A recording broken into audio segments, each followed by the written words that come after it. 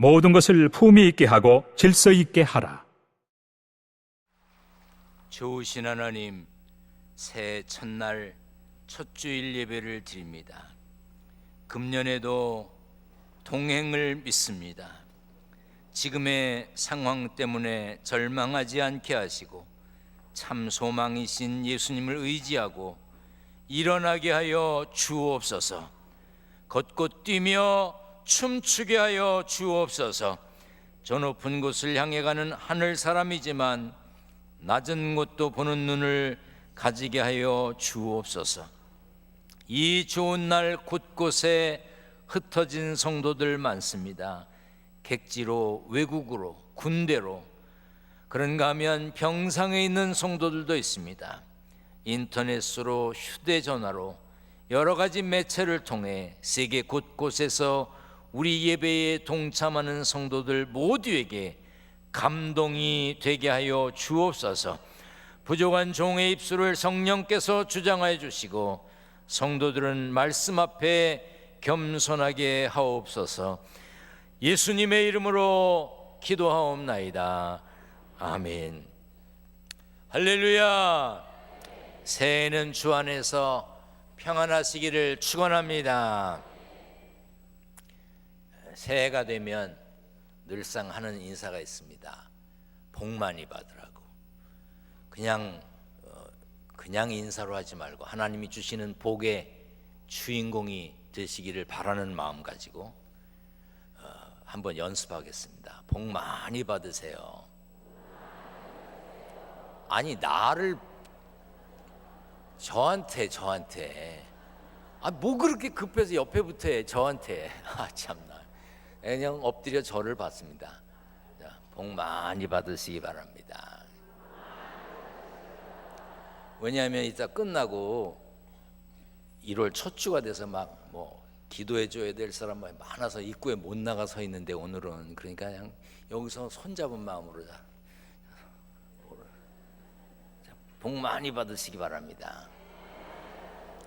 자, 이제 옆에 분들과 인사합니다. 전후좌우에 있는 분과 새해 복 많이 받으시기 바랍니다.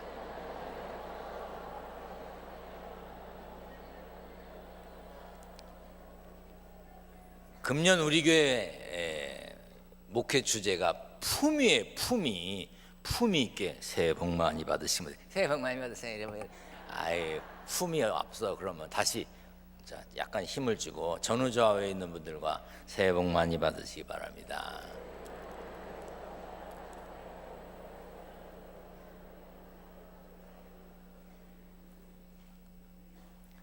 제가 매주 받는 편지가 많은데 다 읽어드리진 못하고요.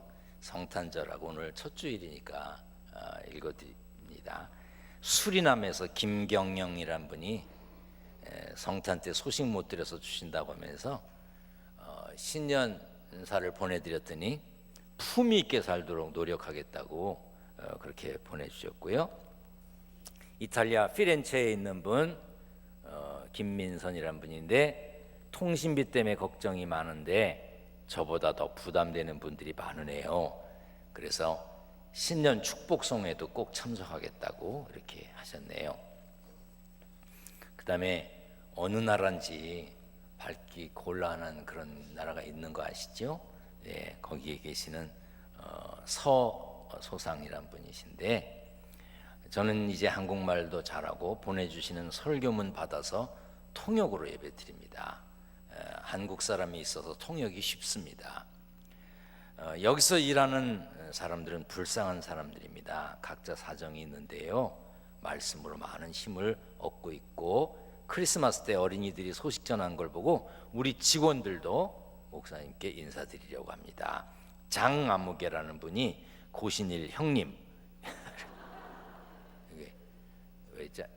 그런 거 있나 봐요. 따거라 그러잖아. 이렇게 형님이라고 그랬네요. 전에는 친구들과 술 마시고 놀았는데 지금은 성경 듣고 읽고 있다고, 돈도 많이 모이고 용기도 난다고, 감사하다고. 또 관아무개라고 하는 분인데 하나님이 있는 줄도 몰랐는데 여기서 처음 배웠어요. 처음엔 그냥 이야기인 줄 알았는데 뭔가 마음에 전해오는 게 있네요. 고향에 아버지가 계신데 축도하시는 할아버지 보면 항상 떠오릅니다. 건강하셔서 오래오래 교회에 나오시길 바란대요. 그다음에 왕아무개라는 분이 사장님이 쉬는 날 술만 마시지 말고 같이 예배라는 것을 해보자고 해서 하는 중입니다. 아직 잘 모르지만 좋은 말씀인 것 같아 참여하고 있습니다. 아버지한테 혼나는 것 같기도 하고 친구랑 얘기하는 것 같기도 하고 마음에 듭니다. 그래서 마음에 드신대요. 장아무개라는 분이신데 위에는 또 구아무개라고 쓰셨고요. 저는 관리자인데 마음의 안정을 취할 수 있는 예배라는 것을 드릴 수 있게 해준 기둥교회에 감사합니다. 여기에는 100여 명이 일하고 있는데 90명 이상이 예배에 참석한대요. 그러니까 이게 주일날 통역으로 예배 드리는 곳에 많은 분들이 계셔서 숫자가 얼마나 되는지 우리가 파악할 수가 없어요. 90명이 넘는 사람들이 예배를 드리는데 여기다가 이렇게 썼어요. 저희는 박춘종, 이덕수 목사님을 좋아합니다. 내가 여기까지는 약간 빈정이 상했어요. 그런데 그 뒤에 이유는 집안에 목사님처럼 생긴 형제가 꼭 한 명씩 있습니다. 두 분 목사님은 한국 사람이지요? 이렇게 써놨어요. 아마 한국 사람 아닌 것 같은가 봐.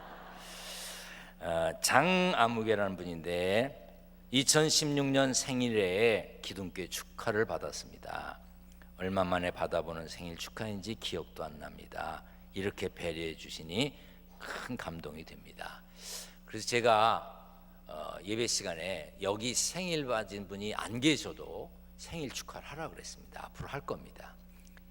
인터넷으로 예배 드리는 분 중에 전 세계에 10만 명이 넘는 분 중에 생일이 있을 거 아니에요. 그분을 축하하는 마음으로 하면 이렇게 감동이 되고 생일이면 또 자리에서 일어나는 모양이에요.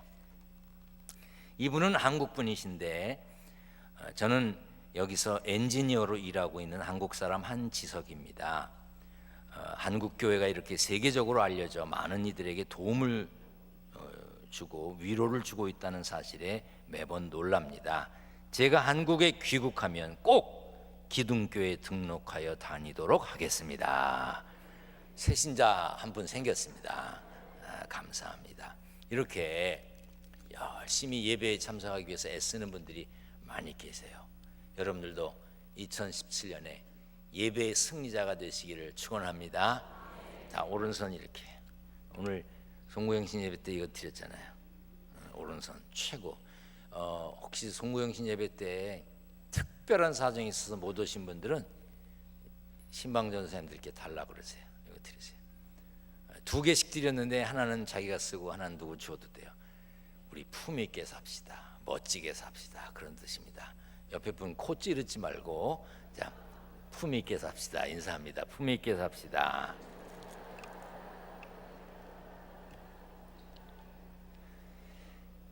가슴에 손을 얹고 우리 찬송 한번 하겠는데 431장입니다. 정말 찬송처럼 힘들고 어려워도 주님 안에 사십시다. 반주해 주시죠. 크게 힘차게 부르겠습니다.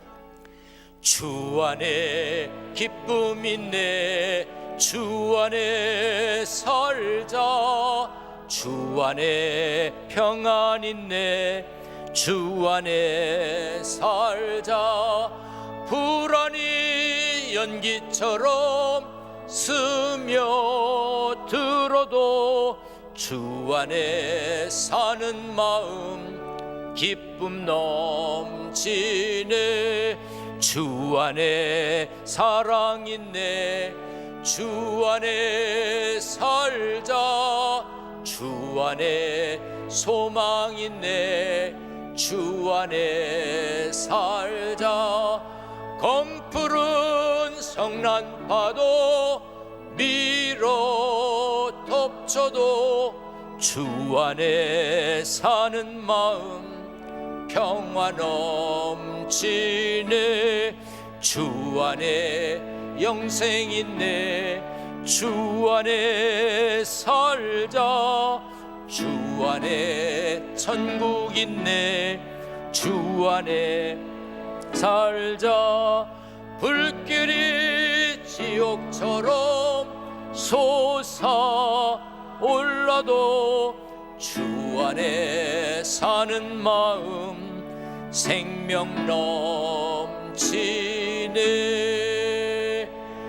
주 안에 사시기를 축원합니다. 축원합니다. 성경을 높이 들고 고백합니다. 높이 듭니다. 저는 예수 믿어 구원받았습니다. 저는 예수 믿어 하나님 자녀 되었습니다. 저는 예수 믿어 천국 백성 되었습니다. 하나님께서 선물로 주신 오늘 하나님 말씀으로 가르침을 받습니다. 눈을 열어 주의 법 안에 있는 놀라운 진리를 보고 깨닫게 하소서. 아멘으로 순종하여 하나님께 영광 돌리는 삶 되게 하소서. 아멘. 그런 삶이 되시기를 축원합니다. 많은 전문가들이 소위 전문을 했다는 대가라는 사람들이 새해에 한국이 별로 안 좋을 거라고 예상을 했습니다. 경제적으로도 더 나빠질 거라고. 여러분, 그런 얘기 듣지 마세요. 언제나 부정적인 예측을 하는 사람이 있고 긍정적인 예측을 하는 사람이 있습니다. 전문가 좋아하시네. 자기들이 뭘 알아? 하나님이 하실 텐데. 아멘. 부정적인 예측을 한 사람들의 얘기를 듣고 부정적인 생각에 사로잡혀서 부정적인 입장에 서면 안 되는 거야. 우리가 이 자리에 있는 거, 2017년의 주인공이 된 거, 이거 하나님이 또 한 번 기회를 주신 것이라는 사실을 믿으시길 바랍니다. 그러므로 새로운 마음으로 새롭게 다시 도전해야 합니다.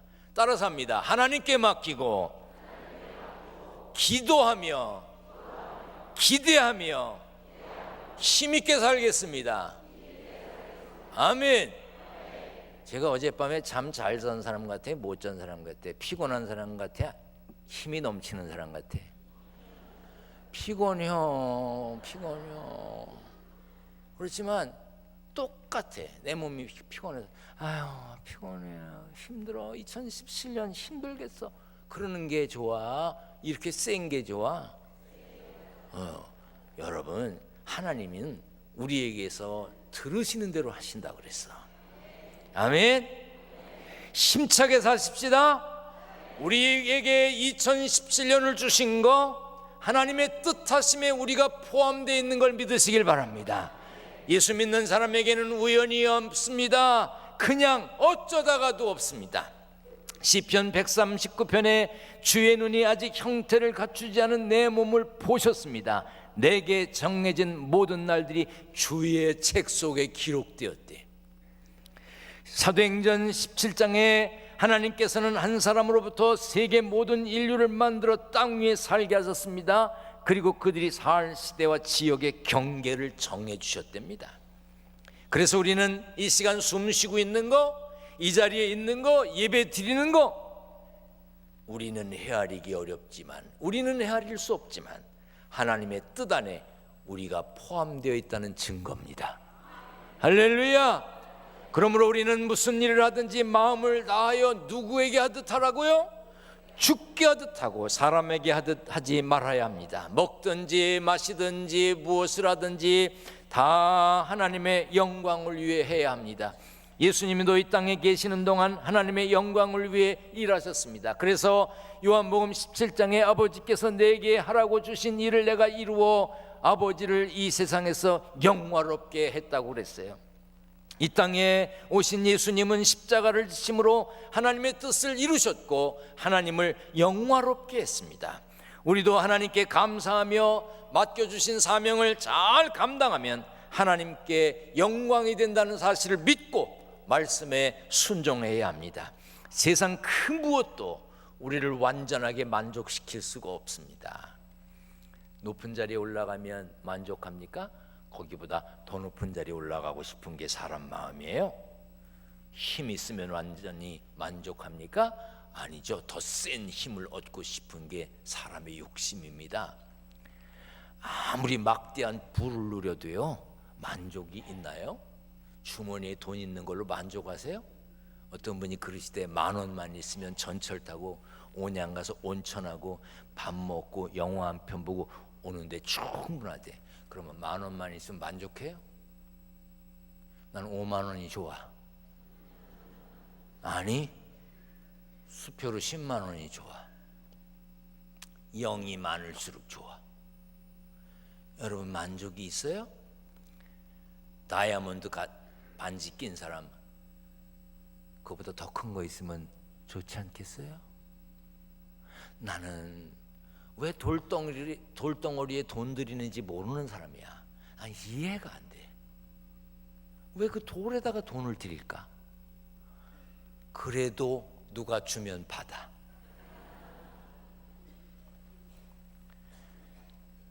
우리의 욕망은 끝이 없습니다. 인간에게 참 만족을 주시는 분은 하나님 한 분밖에 없어요. 그래서 하나님은 찬양받기에 합당하십니다 라고 하면서 예를 갖추어 절차에 따라 하나님을 높이는 게 예배입니다.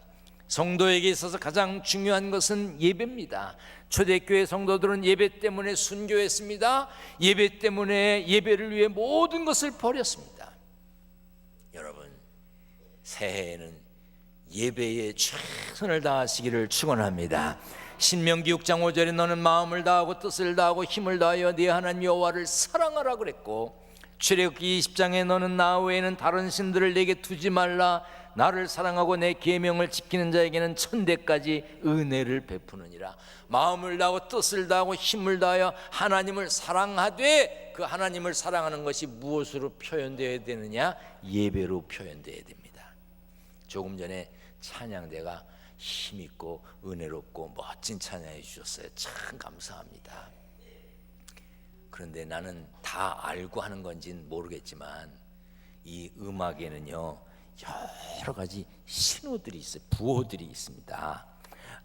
작곡가가 곡을 만들면서 여기선 이렇게 불러라, 여기선 이렇게 해야 된다, 그런 이제 거기 표시를 해놨어요. 그게 음악의 언어잖아요. 지시어죠. 라르고 그랬으면 그거는 천천히 하려는 거야. 근데 저는 라르고를 싫어해요. 네. 또 뭐 알레그로 그러면 빠르게 하는 거야. 또 뭐 비바체 그러면 활발하게 하라는 거. 포르테 그러면 뭐예요? 세게. 또 피아노시모 그러면 매우 여리게. 뭐 이런 게 있어. 나도 잘 몰라. 그냥 하는 거예요. 하여튼 이런 게 있는데 이게 1000개나 된대. 1000개 이상이래요. 그러니 음악을 하는 사람들은 이거 보통 머리로 하는 게 아니에요. 음악을 잘하는 사람들은요 머리가 뛰어나대요. 머리가 나쁜 사람은 그런 부호를 외우지도 못해. 음악 잘하는 사람은 그래서 천재들이야 대부분이. 그런데 작곡가가 그렇게 표현해 놨는데 연주하는 사람이 자기 마음대로 하면 곡이 엉망이 되는 거예요. 오늘 찬양이 어땠어요? 멋있었지요? 하나님도 영광 받으셨겠지만 우리도 막 가슴이 벌렁벌렁하게 은혜가 되잖아요. 이게 뭐냐? 악보대로 지휘자가 시키는 대로 했다는 얘기야. 여기 어떤 사람이 뭐 꼭 이대로 해야 돼? 그리고 여기서 삑 하면 엉망이 됐을 거예요. 곡을 망쳤을 겁니다. 예배도 마찬가지입니다.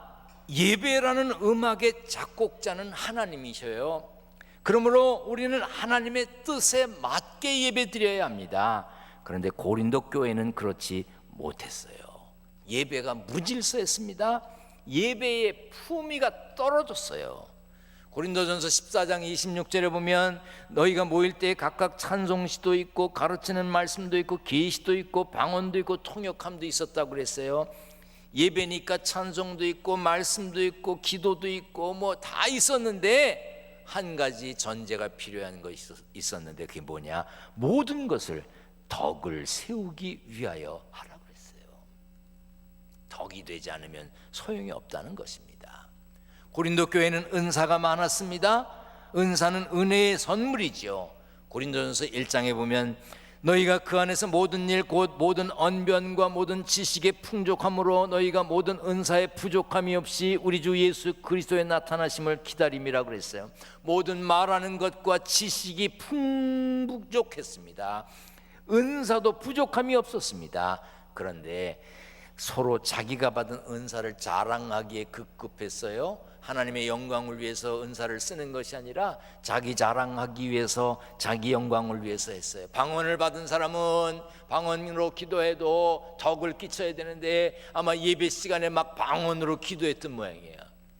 자기는 좋았을지 모르지만 다른 사람에게 덕이 안 됐어. 그래서 뭐라 그러냐, 만일 누가 방언으로 말하거든 두 사람이나 많아야 세 사람이 차례를 따라하고 한 사람이 통역할 것이요, 만일 통역하는 자가 없으면 교회에서는 어떻게 하라고? 잠잠하라고, 자기와 하나님께 말할 것이라고 했습니다. 말씀을 가르치는 것도 서로 하려고 그랬던 모양이에요. 그러니 예배가 엉망이 됐지. 그러니까 바울이 뭐라 그러냐, 예언하는 자는 둘이나 셋이나 말하고 다른 이들은 분별할 것이요, 만일 곁에 앉아있는 다른 이에게 계시가 있으면 먼저 하는 자는 잠잠할지니라. 질서에 따라 해야 된다 이거예요. 이렇듯 은사를 허영과 자랑으로 삼고 무질서와 혼돈을 야기했던 성도들을 책망했어요. 제가 우리 교회에서 부흥회 할 때는 대표기도 없이 그냥 통성기도하고 부흥회를 합니다. 말씀을 듣지요. 근데 다른 교회 제가 부흥회 강사로 나가보면 꼭 대표기도가 있어. 거의 대부분의 교회들이 부흥회 때 대표기도를 해요. 그럼 대표기도라는 거는 그날 참석한 모든 사람들을 대표해서 기도하는 거잖아요. 그러니까 우리들 다 모였으니 은혜 받게 하시고 강사님에게 능력 달라고 그러고 간단하게 기도하면 설교를 제가 초청받아 갔으니까 제가 할 거잖아요. 그런데 대표 기도하는 사람이 설교를 다 해. 자기가 내가 할 얘기를 다 해버려. 그럼 나 뒤에 앉아서 난 왜 불렀나 싶어요. 그런가 하면 하나님, 우리 목사님은 이런 생각을 가지셔야 되고 이런 일을 하셔야 되는데 부족하니 채워달라고 소위 말하는 목사를 막 기도로 까. 교회의 방향이 이리 가야 되는데 저리 가고 있다고 하나님 깨달라고 뭐 하는 건지 몰라. 게다가 막 함경북도, 남도, 황해도, 휴전선을 건너서 막 강원도, 충청도, 저 제주도, 마라도까지 갔다가 이제 예수님의 이름으로 기도합니다 끝나나 싶으면 독도로 갔다가 또 그냥, 그러니 기도가 길어질 수밖에. 난 실제인지 모르겠는데 어떤 목사님 책에 이게 나왔어. 어느 교회가 부흥회를 하는데 장로님이 기도를 하시는데 대표 기도를 얼마나 길게 하는지 부흥 강사가 설교할 시간이 없어지는 거야. 그러니까 담임 목사님 나와서 종을 치고는 저분은 그냥 기도하게 두고 우리는 말씀을 듣겠습니다. 아유, 그랬대잖아 글쎄.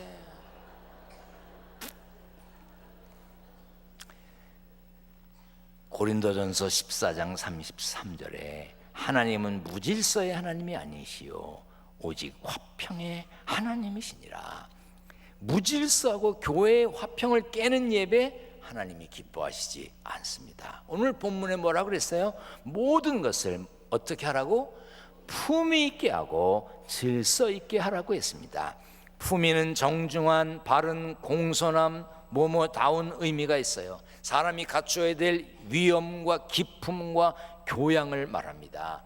그렇기 때문에요, 품위를 지키려면요 어렵습니다. 여러분 지금요 품위 있게 앉아 계신 거 맞죠? 좀 허리를 펴고 품위 있게 앉아 계세요. 찬양 때 찬양을 할 때도요 좀 품위 있게 하세요. 이 품위가 그런데 쉽지가 않아요. 제가 새벽 2시에 집에 갔어요. 조금 자는 척하다가 일어났어요. 새벽 4시 반 좀 지나서. 그런데 거울을 보니까 까치집이 젖어 있어. 그냥 손으로 대충 이렇게 하고 나오지 못하고 품위 있게 강단에 서야 되잖아. 이게 품위 있으려니까 어렵네. 어려워요. 여러분 품위를 지키는 거 어렵습니다. 예수 믿는 우리는요 우리 스스로 세상 삶에서도 품위를 지켜야 되지만 우리의 예배가 품위 있고 질서 있어야 합니다. 우리가 먼저 예배의 품격을 높여야 됩니다. 언젠가 기둥교회 예배자의 10가지 수칙이라는 것을 나눠드렸어요. 주보에도 냈고 여기저기 붙어있기도 합니다. 우리 한번 같이 읽어보겠습니다. 1번부터 시작. 늦어도 예배 시작 10분 전에 도착합니다. 자 보세요. 예배 시작 10분 전에 오라는 얘기가 아니라 늦어도 그때까지는 오란 얘기야. 2번부터 끝까지 읽습니다. 시작. 단정해야 합니다. 미소로 할렐루야 인사합니다. 성경을 가지고 옵니다. 휴대전화는 꺼둡니다. 기도하며 준비합니다. 큰 소리로 찬송합니다. 말씀에 집중합니다. 정성껏 헌금합니다. 승리하세요 하며 평안히 돌아간다.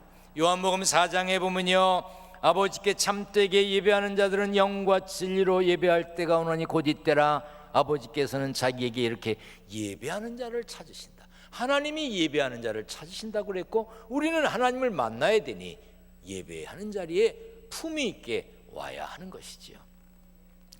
2017년 품위 있는 삶의 주인공이 되시기를 바랍니다.